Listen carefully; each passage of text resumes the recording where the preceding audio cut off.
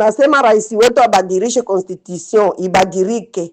Kwa juu wa raia wa Kongo wameteseka muda mrefu, wanateseka kila siku, mauaji, kubakwa, kila kitu, tumeshateseka sana. Kwa hiyo rais wetu tunakuomba, tunakulilia, ubadilishe constitution na kila kitu kiwe kia mpya. Ibadilishwe katiba. Yaani sisi tunasema ya kwamba katiba ibadilishwe. Yeah. Katiba inapashwa ibadilishwe. Hatutaendelea tunashimamia mkatiba ya Kinyarwanda. Beto aweke katiba yake ye mwenyewe na watu wake ambao watatumika naye.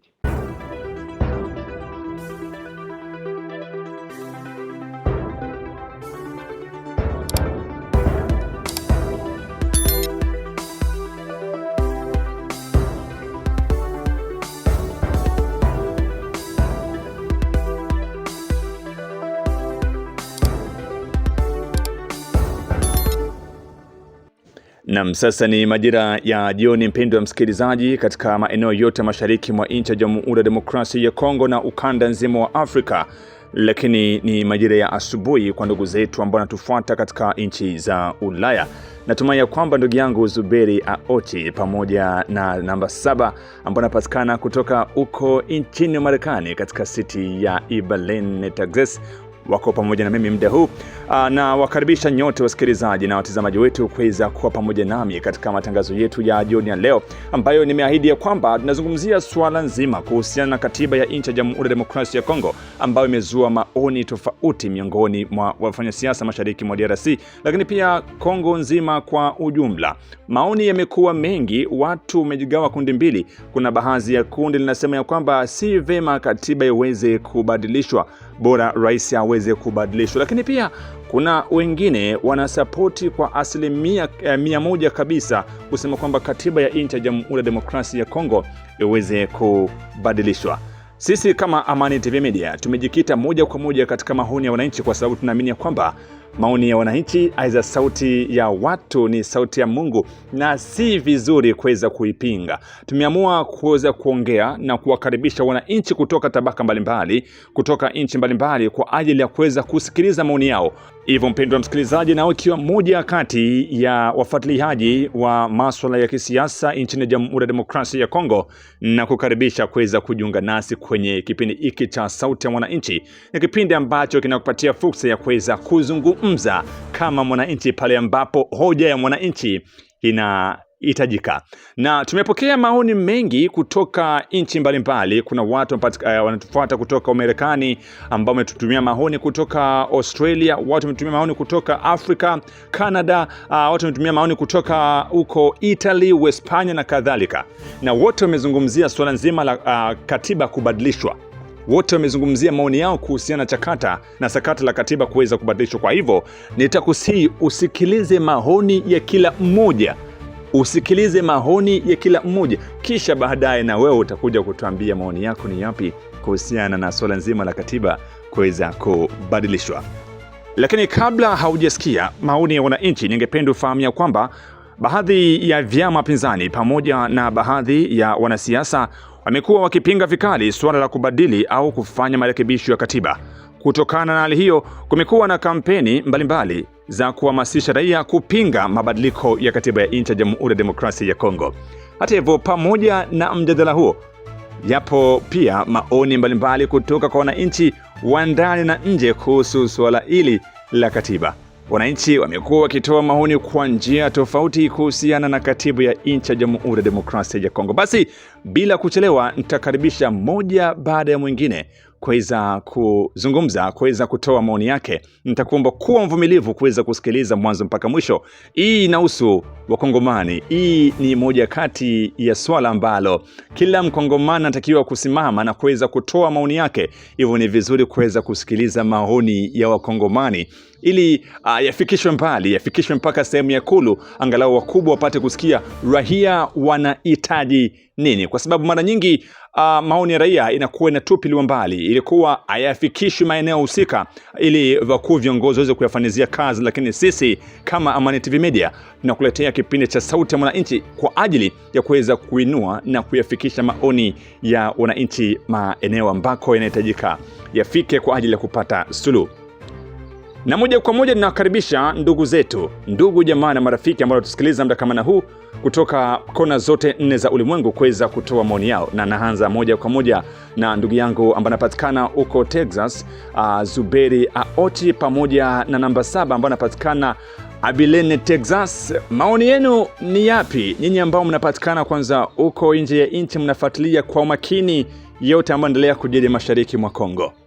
Nashukuru sana kutupatia nafasi ya kutoa maoni yetu sisi kama waraia wa nchi yetu ya Kongo na waraia wa tarafani ya Fizi. Maoni yangu ni haya. 1. Katiba bila kubadilishwa nchi yetu haitakuwa na amani. Na wale ambao wanaosema kwamba eti katiba isibadilishwe ndio wanaoleta shida kwetu sisi. Ndio maana yake ibadilishwe katiba. Yaani sisi tunasema ya kwamba katiba ibadilishwe. Yeah. Katiba ikibadilishwa, kuna baadhi ya viongozi wanafiki na ndo watakuwa ndo watrete wanani wa nchi yetu ya Kongo. Ndio maana vita haviishi, ndo wanaogoma ya kwamba katiba isibadilishwe, ndo waasi hao wanaleta vurugu. Kwa hiyo cha msingi ni kusema kwamba na tunaomba sisi ambao tuko huku rais abadilishe katiba.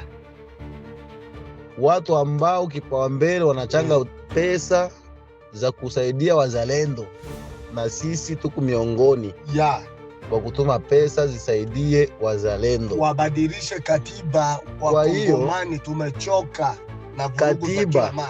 Rais abadilishe katiba. Tumepongeza rais kubadilisha katiba. Na lingine la kuongezea pale, bwana Ramsey Ramazani, journalist, ni kutaka kusema kwamba rais asiangalie hoja na asiangalie maoni ya vyama vingine pinzani eti wamsumbue asema usibadilishe. Hapana, sisi raia ndo wenye nchi. Nchi sio ya vyama, nchi na ya sisi wa raia, na sisi wa raia ndo tunaomba kwamba ndani katiba ibadilishwe. Na nakaribisha maoni ya wengine kwa ujumla, kwa sababu watu ni wengi na nitaomba uweze kuwasikiliza mmoja baada ya mwingine. Nasema rais wetu abadilishe constitution, ibadilike. Kwa juu raia wa Kongo wameteseka muda mrefu, wanateseka kila siku, mauaji, kubakwa, kila kitu, tumeshateseka sana. Kwa hiyo rais wetu tunakuomba, tunakulilia, ubadilishe constitution na kila kitu kiwe kia mpya. Tulishateseka, tulishauawa, tulishateswa, sisi wa mama tulishabakwa. Ona hivi saa hii leo Mars atukusherekea, ni vita kila siku. Tumechoka. Abadilishe constitution badilike kabisa, chini mpaka juu. Wakaji wa Kongo pere edemere, babadilishe constitution, tuwe na amani ya kudumu milele. Hatutaki mavita, tumeshachoka na vita. Wakati Rais Kabila alikamata madaraka, alikuta constitution ya Mobutu iko pale, lakini alifanya kupewa madaraka na akabadilisha constitution na kukua hata kelele. Akukukua hata mpinzani mwalikuwa anapinga aseme sisi hatutaki badilishe katiba, hatutaki badilishe. Kabila alibadilisha katiba mara 2 yote. Kabila alibadilisha katiba, akabadilisha tena, akaongeza, na hakuna mwenye alikuwa anapinga na hakuna mwenye alikuwa anasema hivyo ni vya mbaya. Kwa juu anaona ni President Tshisekedi ndio anaanza sema hatutaki wabadilishe constitution, na sisi tunasema sisi watoto wa Kongo, sisi wa mama wa Kongo tumeshateseka muda mrefu, tumeshachoka na kuuawa, tumeshachoka na kubakwa, tumeshachoka na kuuawa, tumeshachoka na kubakwa. Sisi tumechoka. Mamimba ilisharibika sana juu ya kubakwa, vita kila siku. Tunapenda rais wetu atushike mkono, abadilishe constitution, ibadilike. Mimi ni pasteur wa kanisa ya UTM Sepake kutoka Kusidi Kivu, mjini Kamituga. Mimi naunga mkono kusema kama katiba ya nchi ibadilishiwe, bale wanapinga kusema katiba ya nchi isibadilishiwe ni bajinga, sababu banajaa ujinga ndani ya kichwa na baelewe nini wanafanya. Mtu anaweza kubakia fanatike wa kitu kenye haelewe maana. Utapika pikelekele kubitu binya uelewe kitu yetu nateswa muda ya miaka, na utafurahia kitu kitakuwa kesho. Katiba ya nchi ibadilishiwe, sababu katiba ya nchi kabadilishiwa itavunja bale bote bageni wewe ajishajitia kuna nafasi ya kusema kama nchi ishakuwa yabo. Itabakia nchi ya mwananchi mwenye anazaliwa ndani ya nchi ya Kongo kwa baba na mama. Hii katiba ya Kinyarwanda njoo iko inagandamiza nchi yetu ya Kongo, na njoo inatuma sisi Wakongomani tuko tunafariki kila siku na kuibiwa kila siku na kupora mali ya nchi kila siku. Inafaa constitution ibadilishiwe. Sisi wote tunasapoti, niko mwa wale wenye wanasema constitution ibadilishwe. Na nilikuwaka wa kwanza wakati hawayaanza jua kama Kagame njo anaongoza nchi. Mtangazaji wetu mtarajiwa, tusemee constitution kwanza ibadilishwe. Juu kama constitution ikibadilishiwa, nchi yetu itaongoka vizuri na itakuwa salama. Ilifika kama miezi 2 na bisemea, nikasikia watu wote nao wanaanza bisema. Sasa kwa hiyo hatutaendelea tunaishi constitution ya Kinyarwanda. Wale wote wako wanaogopa isibadilishiwe, wanaona mishene yao itafariki, hawatakuwa tena na mamlaka. Wanaona waendelee hivi, njoo waendelee kuua Wakongomani na kuiba mali ya nchi na kusombea kwa Rwanda. Anayejiita Mkongomani naye kwa na support constitution isibadilishiwe, afate Kagame kwake, na wale wote watajuta. Na wenye kujulikana wenye kupinga hiyo constitution isibadilishiwe, wawashike wawakamatie malipizi. Mimi naitwa kwa jina la Ngolo, nikiwa hapa Marekani. Ndugu mtangazaji, ninapenda kusema maoni yangu kuhusu hawa wapinzani wa serikali kukataa kubadilishwa kwa katiba. Mimi maoni yangu ni kwamba hao watu wana sababu zao, na hizo sababu sio sababu za kuendesha au za kufanikisha taifa, ila ni sababu za kufanikisha matumbu zao. Sababu katiba wanaijua jinsi ilivyo, wanajua katiba haijakamilika, na kama katiba haijakamilika, katiba ilitengenezwa na watu ambao walileta vita katika Kongo kwa sababu ya maslahi yao. Hiyo maslahi yao ilikuwa ni kwamba waitawale nchi ya Kongo, ilikuwa ni kwamba watawale nchi ya Kongo ili wafanikishe mambo yao katika Kongo, na zaidi ni nchi jirani kama vile Rwanda. Maslahi ya Rwanda ilitokana na mali za Kongo. Sasa wapinzani wa leo wameona kwamba wakibadilisha katiba, baadhi ya vipengee ambao wanapatia pesa au wanapatia maslahi yao itafungwa, itapunguzwa, haitakuwa na nguvu. Ndio sababu wameona ya kwamba wakibadilisha katiba wao watakuwa wamekwisha, na inawezekana watafuatiliwa kwa mabaya ambao wameifanya.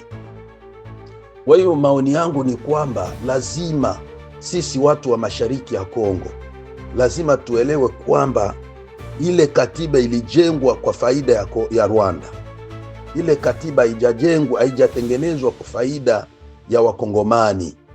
Ile katiba imetengenezwa kwa faida ya Wanyarwanda. Kwa hiyo mimi mawazo yangu ni kwamba nimeunga mkono mabadiliko ya katiba. Kwanza, kwa upande mmoja ningesema kwamba ifutwe ili waianzilie upya.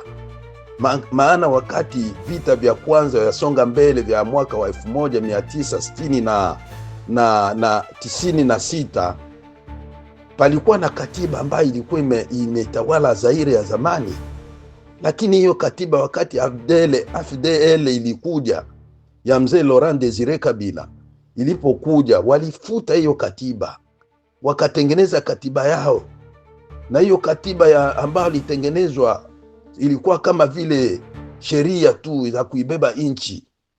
Walipomuua mzee Laurent Desire Kabila, wakaenda Sam City, wale ambao walikuwa na malengo yao ya kuitawala Kongo, wakatengeneza hii katiba ambayo tuko nayo kwa leo.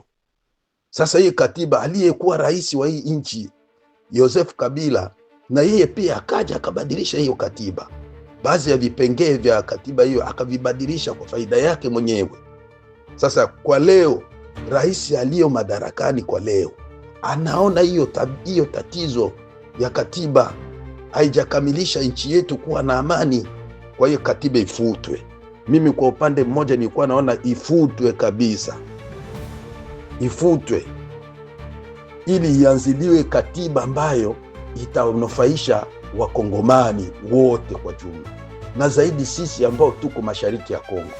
Tunateseka muda mrefu, vita vya Wanyarwanda vinatuua, ndugu zetu wameuliwa pale Bangwe, ndugu zetu wameuliwa Makobola, Kasika, Lusenda, pale Lulinda, kwenda kule upande wa Mwenga, watu wameuliwa kutokana na hiyo katiba. Yo ile ni pays mwa mkuye asema tuko baepozamba bakisekedi. Sasa mutambuko baepozamba kisekedi, shi munaleta ku bintu bya akili, bintu bya akili bya pays. Biko nasema bintu saba na mke na bwana mke mwenyewe hivi. Mimi niko mimi mwanamke nishweza kuwaza sasa vile biko nawaza vale bantu bala pa unioneshe kama constitution inakuya mzuri, ula atakuya hapo. Hata we mtoto yangu unaenda kupoze kule tunakuvote, unakutanisha constitution iko mzuri, shinjo uta bien pays. Boba napenda wakati boba bataingiaka pabole pabu president njo bakashanje constitution. Ile ni akili moya abieleweke. Njo pale umuko unaona Rwanda banatonele jua tuna na position, napasha kukamata maposition ferme ya kusema kama tunafanya hivi hii bei yetu itakuyaka hivi. Chinois iko napika Congolais majido kan kupika nani mtu mweusi mko naona hivi na soda iko pale. Iski ni utanyonyesha ni constitution ya mzuri. Yesu anakuya anasema mimi njo kilalo cha kupitia hapo. Kama Kisekedi anashanje constitution, anafanya ni kilalo cha bantu bote bapitie. Aina constitution sasa itakuwa ya batoto yake ya Kisekedi, ya familia ya Kisekedi, hapana. Ile constitution ni pour le peuple. Abaze ku vraiment abieleweke ni bantu bamoya, ni de ma part ni bantu bamoya. Beko na kamata pakile mavie politique. Si tuna tena mwile ma niveau ya mavie politique. Tuko napenda ma new politique. Epengie mina kujibia, Jean-Marc Kabundu mina kujibia. Ovei Kabundu, change. Yo musadi na idap na wamp. Yo musadi na politiku yilanichi. Lik politiku winwa. Politiku muyimpi na kashi. Kabundu.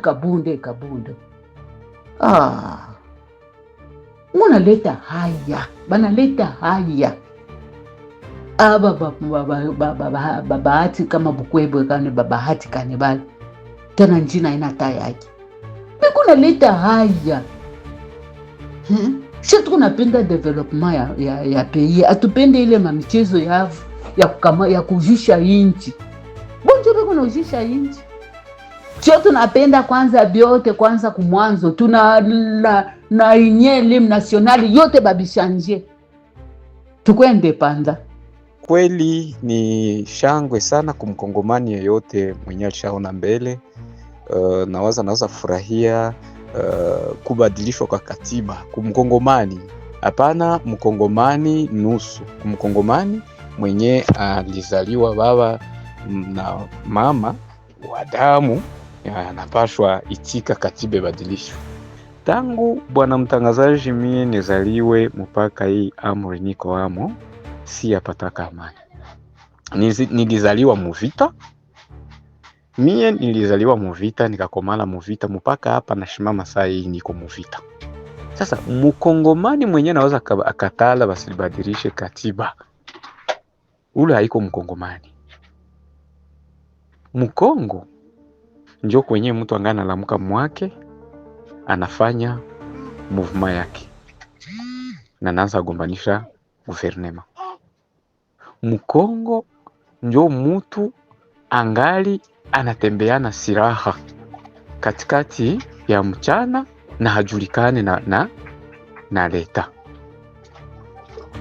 Mkongo humu mwenye tungali tunaona makabila zengine zinatoka mwingine inchi ikafika Mkongo inageuka bakongomani bila nationalite.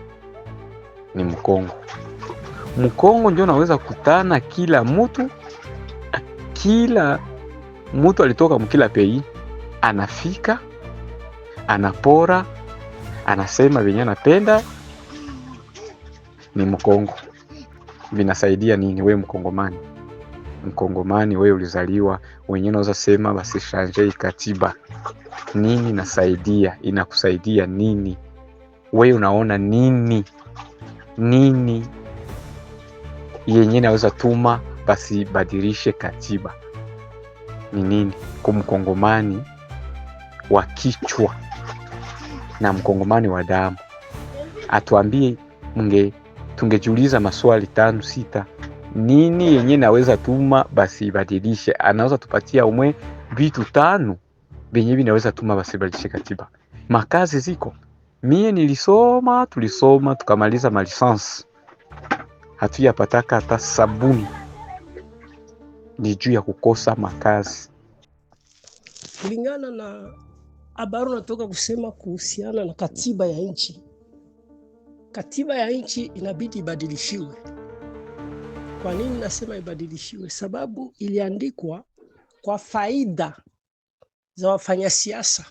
Iliandikwa kwa faida ya wafanyasiasa kusudi wachochee migogoro mara kwa mara ndani ya nchi ili vita isiishi.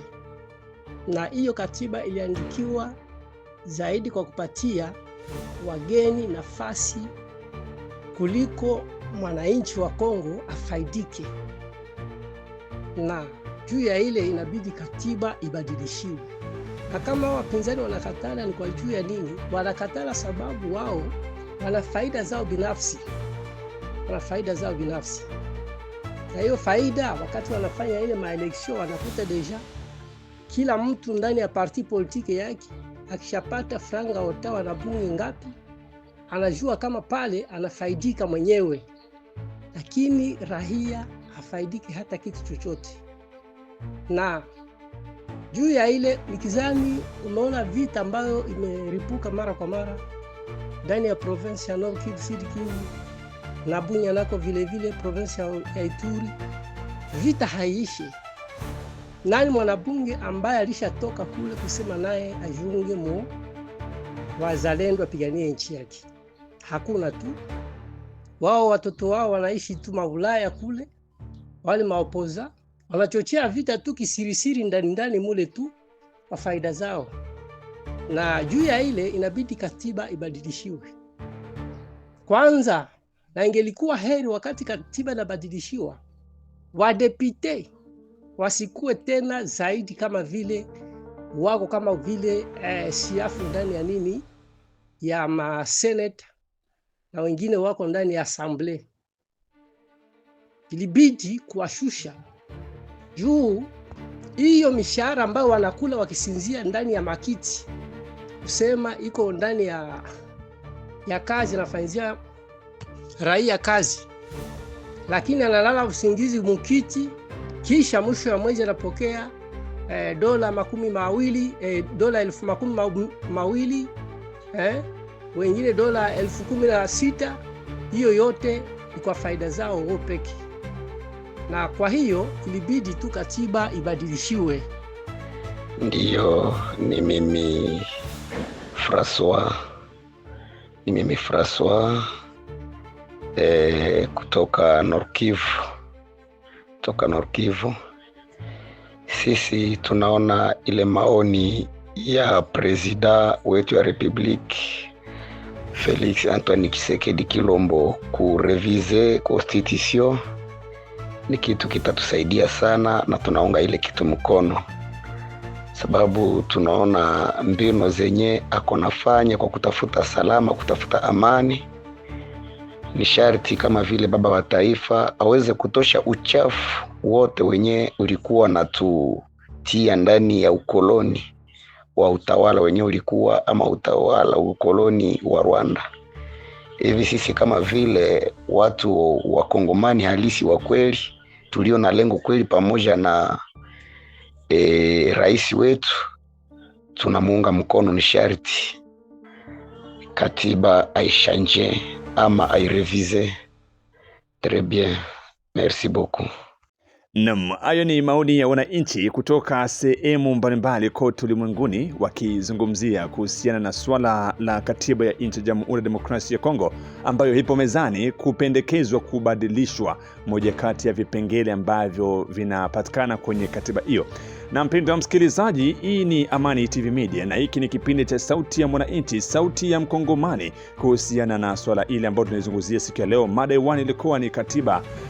Je, unahisi kwamba kuna umuhimu wa katiba ya nchi ya Jamhuri ya Demokrasia ya Kongo kuweza kuboreshwa, aidha unaona kwamba ni bora ibaki jinsi ilivyo? Maana kunakuwa moja kati ya mjadala mkubwa ambao unasalia katika ukanda, aidha katika ulingo wa wafanyasiasa, na kuleta maoni tofauti. Natumai kwamba umesikiliza maoni ya wananchi, maoni ya raia ambao wametoa maoni yao kuhusiana na katiba.